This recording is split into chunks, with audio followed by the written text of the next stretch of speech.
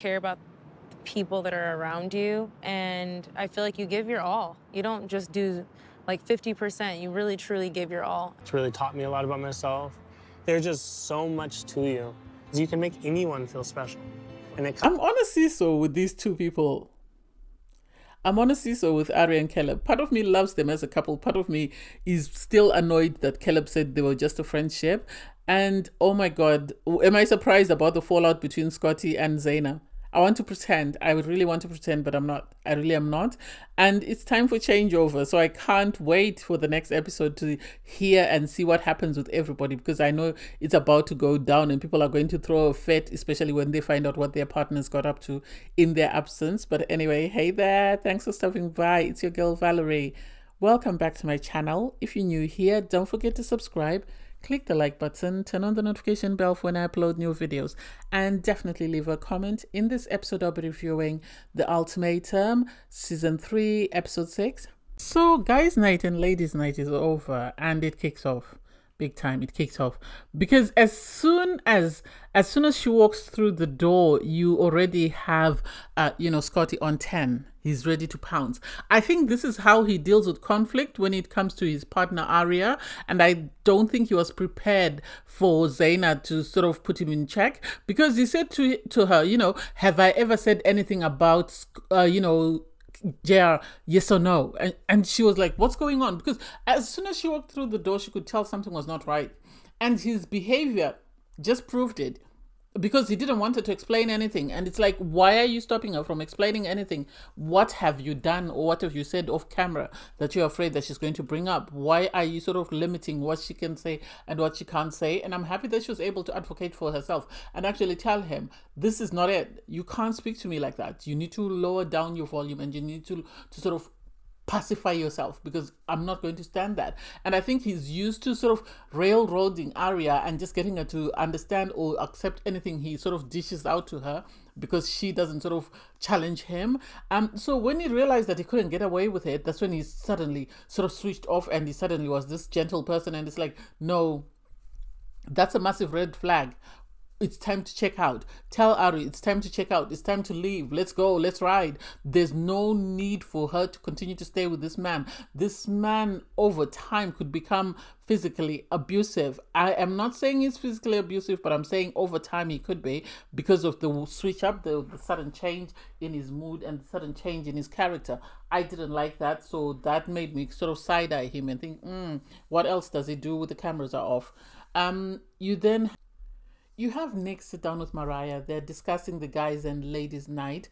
And so he is sort of expressing his concerns and the fact that he's very worried that something is going on between his partner and J.R, but he doesn't know what it is. And it's like, we all know what's happening. We all know what's happening. You might choose to pretend to not know, but you know deep down, if you look deep down, you will know what's happening. So there's no need for you to try and pretend to be ignorant of what's going on. These two people have been doing whatever they're doing in their apartment. And so whatever you think they're doing worse. That's my opinion. They're doing worse, as far as I'm concerned, because I don't think it's just an innocent incident. I think they're doing way more, and then because of their guilt, they're pretending to be innocent and they're sort of trying to make other people feel bad for suspecting them. You have Sandy come back home. She sits down with J.R for a conversation. And then she starts crying. Oh, I don't like how I'm being judged. Why is he suddenly changing his mind? He first of all, he was accusing me of this. And it's like, you know what you're doing. You and J.R know what you're doing. You're pretending to be victims because you know that if you don't do that, then you're going to look bad. So you're pretending to be victims and you're pretending to be innocent, as though, this man is making these things out of thin air. The two of you know what you've done in all this time. You know that you've been hugging, you've been kissing, because he even confided in Mariah and said, I know they've been physical. And it's like, the purpose of the experiment is not for you to be physical with somebody else's partner. It's for you to test your relationship. Testing your relationship doesn't mean you being physical with someone. That's not what it means. And so for J.R and Sandy, I feel like they had an urge. I feel they've always been curious, and this is their opportunity to do whatever they wanted to do. And now that they've done it, I don't know whether they'll be able to go back to their partners or whether they're content with one another. And given the fact that they say they've both been cheated on, it's sad that they have decided to cheat on their couples on international TV. So you have Ari and Caleb meet up with her brother, and I didn't get it whether it was his wife or sister-in-law or whoever. And they really loved Caleb. They loved Caleb. And it's like, oh my God, when Scotty sees this, he's going to have a cow and a chicken and an egg. Because, the brother revealed that he didn't like Scotty when he first met him. He didn't feel he was the right guy for his sister. And as an older brother, he always wants his sister to do okay. And so he didn't feel like this guy was it for her. And so for him to say he really likes, Caleb, he sees the qualities that Caleb brings to the table. Even Ari was so relaxed when she was talking about Caleb. It was, oh my God, it's going to upset someone. It's going to upset someone. It's going to upset not only Mariah, but it's also going to upset Scotty, because it's not like Caleb is trying. He's just being himself. And in being himself, he's sort of setting the bar so high that Scotty is going to struggle to sort of meet it. He really is going to struggle. And so the brother was keeping his fingers crossed to say, as though to say he hopes, they actually choose each other. And it's like, well, I don't think Mariah would give up that easily. I don't think Mariah would give up that easily. I can see them being a couple. I can see them actually working, but I don't think Mariah would give up that easily on someone just because, her partner has found somebody else. No, I don't think so. I really don't think so. So it's going to be challenging. It's going to be challenging to see how sort of, given the information she's been able to obtain and sort of learn about herself through this experience, how Ari is going to decide whether or not to stay with Scotty. I think she needs to leave Scotty. I think it's time. I think she needs to move on. She also brings up the fact that, the other issue she has with Scotty is the fact that he struggles to reach a resolution. Anytime something goes wrong, he struggles to sort of reach a resolution whereby he can apologize or he can accept an apology and they can move on. And so to then switch over to Scotty playing, what do they call it? The cup game with Zaina, and sort of he's talking about the fact that, I struggle, with conflict resolution. So one thing I've learned from you is that I need to get to a resolution and not delay things forever, because it doesn't make sense. Because what she said is what I always tell people, that just because you're having a crappy day doesn't mean everybody else around you should have a crappy day. And that's what he was more or less implying, that everybody else should have a crappy day just because he's having a crappy day. And it's not necessary. It really is not necessary. He is upset about something. He needs to resolve that thing that he's upset about and leave everybody else alone.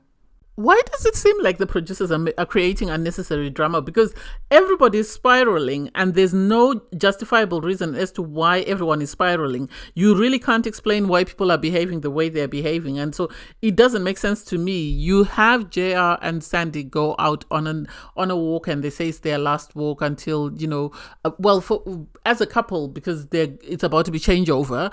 And you still have JR complaining bitterly about the fact that he's not happy with what happened at the guy's day because Nick threw a fit and he didn't like it and he felt some type of way. And it's like, we need to move on. We really need to move on.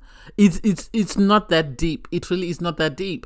And so for her to continue to pacify, I understand where she's coming from, in the sense that, Sandy says she's having to pacify, Nick, she's having to pacify JR, and then she's got to deal with her family and stuff. And it's like, well, the two of you knew what you were doing when you did what you did. You were inappropriate, knowing for a fact that this was a trial marriage, and instead of learning, the two of you decided to focus on other things, and now you're having to pay the piper because everything is coming home to roost. You're now crying, oh me, why is this happening to me? No, the two of you went there and then were sort of very open about it and sort of braggadocious about it, and now your partners feel some type of way, and now you don't. And for me, it's like, why are you, JR and Sandy, not worried or haven't even missed your partners? The idea that you're constantly sort of checking in with one another and sort of creating a scene as though your partners are burdensome doesn't make sense to me. You get to Scotty and Zaina, they're fighting, and it's like, oh, okay, the honeymoon phase is over. And Scotty is feeling some type of way because he says, somebody told JR something and said that I said it, they tarnished my image and blah, blah, blah. And it's like, Scotty, this should have been discussed on the day you came from the guys' night, and that should have been it. I understand why Zaina said, Scotty is intimidated by JR. Yeah, because of their sizes. And for him to say, oh, I'm not intimidated by his little muscles and stuff. And it's like, this is petty. This is petty. This is childish. And I don't even know why we're going there. The two of you should have a conversation, a civil conversation that doesn't sort of break down into little catty fights. Like, it's inappropriate. And I think watching Scotty and his conflict management, now we all understand why his partner is not keen to stay in a marriage with him. Now we understand why his partner is not keen to stay in a marriage with him, because no one would want to stay in a marriage with someone whereby every time there's a problem, everything goes left and everyone has to be miserable before he sort of perks up, and then everybody else can perk up. So unless he's happy, nobody else is happy. And it's like, what sort of relationship are we aiming for? You had Zaina say, I'm going to spend the night elsewhere. Am I surprised? No. The honeymoon phase is over. He's shown his true colors. His mask has fallen off. And now she's seen what Ari has been dealing with, and why Ari has been saying no to marriage to him, because he really isn't the best of guys on a good day. You have Caleb and Ari exchange gifts. They bought each other books, and there was a sort of a card. And I would have loved to see what was in the card, but we didn't get to see it. Unless it's going to create drama later, so the producers have decided to put it on ice, because it doesn't make sense why they didn't show it to us. I would have really wanted to see what was written in the card, because you could tell that he was really touched by it. Caleb was really touched, and he felt some type of way. And it was very sweet that they gave each other sort of presents, and I don't know how their partners are going to feel when they see these presents, but hey, it is what it is. You have Nick go for a tattoo, and it's like, seriously, this man is really having a crisis. He's having a midlife crisis, and nobody's even caring. He then realizes after the tattoo was put on that he gave the wrong tattoo, and it's like, make it make sense. Is it just for the drama or whatever? Hey, it is what it is. Oh, my heart is breaking. It really is breaking. Even though I was upset with Caleb a minute ago, but at the moment my heart is breaking, because you have Caleb sit down for a conversation. Well, they're not sitting down, actually. They're watching the sunset for the last time, I think, in their apartment. They say they haven't had an opportunity to do it, but they've decided to do it. And it was really sweet, because they were reflecting on their journey, and they've really tried to make sure that they're not inappropriate. They've actually tried to social distance. I don't know this because Mariah requested it, and Caleb is trying not to sort of upset her in any way. So they're having a conversation and sort of looking at what they've learned through their time together. The fact that they're able to recognize each other's qualities. I really appreciate this experience. I normally don't encourage people to go on the ultimatum, but I appreciate this experience for Ari, because this is what she needed. She needed to understand that there are great guys out there, people who prioritize you, people that are loving, caring, compassionate, empathetic. And so for her to be with Caleb has sort of taught her about the qualities that she wants in a partner. She even said this to her brother, that I've seen qualities in Caleb that I want in a partner, and that I hope I'm able to find for herself, because apparently Mariah said once this trial marriage is over, that's it. She doesn't want sort of Caleb associating with Ari. And it's like, I get it. I get where she's coming from, in the sense that she's worried that, he might leave her for Ari. But at the same time, you can't force someone to be with you if they don't want to be with you. That's the long and short of it. She can't force him, or she can't make him, stay with her. And I think Mariah needs to learn this, and she needs to allow it, or allow things to flow the way they're meant to be. Because at the end of the day, she should have left him. If he's going to leave her, he's going to leave her, irregardless of the fact that she sort of tied him down. The fact that, Ari was able to say some positive things about Caleb, because he was saying, I always doubted that I would be a dad or a husband. And so she was able to reassure him and sort of highlight all his positive qualities. And he was also able to compliment her and tell her, I am that because of you, because you create that space for me that allows me to be nurturing, that allows me to be caring, compassionate, empathetic. It was really cute. And then they sort of were trying to do their handshake, but they forgot the handshake. So they ended up giving each other a hug, which I thought was the sweetest thing ever. I really loved that. And I'm sad for them that they didn't fully lean into it. Would I have wanted them to be physically intimate? I don't think so. I don't think that was necessary. But I'm happy that they've managed to do as much as they have before, the handcuffs were put on. Nothing cracks me up more than watching Sandy and J.R. try and pretend like their connection was anything more than just a physical connection. As far as I'm concerned, that's all they were. It was just a hookup that lasted a lot longer than most hookups. because nothing they did, in my opinion, showed that they were there to grow and sort of learn more about one another. I think they've seen qualities that they like in a partner. I think they've really had an amazing time. But do I feel like they benefited anything from this experience? I don't know. I really don't know. I would like to lie and say yes, they have, but nothing they've done or said has shown me that they were there for the right reasons. It's I agree that, with JR, it looks like he was there for the whole pass. He got the whole pass and he ran with it and he enjoyed himself and had an amazing experience. Whereas with Sandy, she found someone she was physically attracted to and was able to enjoy herself without the guilt of, cheating or the title of being a cheater, although this is what she more or less did. So it was sort of her getting permission to cheat.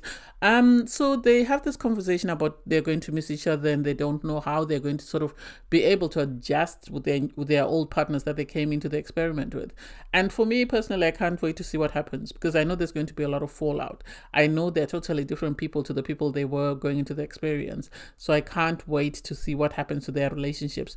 Do I think they'll live with anyone? I don't think so. I think if they don't live together, then they're going to live single, because I don't think their partners will be able to get over whatever happened in the experience. So you have everyone go for the changeover. First out is Ari and Caleb. They are in a very peaceful space. They are very happy. They are very calm. They have enjoyed this experience because they've managed to get the best out of this experience. They've managed to get what they came in looking for. So that was really cute to watch. Next up is Zaina and Scotty, and we all know that Zaina and Scotty are not in a good space. They butt heads until she had to move out and go and stay in a different place. So it's not surprising that they're not talking to one another. They can't wait to go back to their partners. Do I think they're going to work with their partners? No.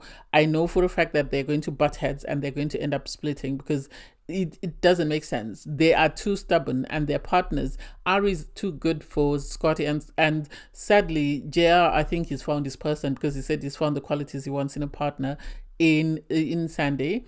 And JR and Sandy are very sad because they're losing their person, so they won't be able to do whatever the hell they were doing all this time.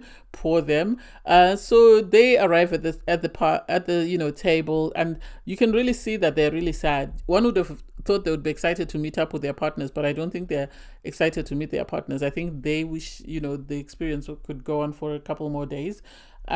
And then last to arrive, we have Mariah and Nick. Mariah and Nick, obviously, they just two people who just were able to get the same ride to the venue. They haven't been living together. They barely had any sort of conversations or any communications, unless the producer sort of forced them into situations. So I'm not surprised with the awkwardness. So I can't wait for the changeover. Anyway, thanks guys for watching. Please don't forget to like, share, comment, and subscribe. And click the link in my video to watch my review from episode 5. Bye guys.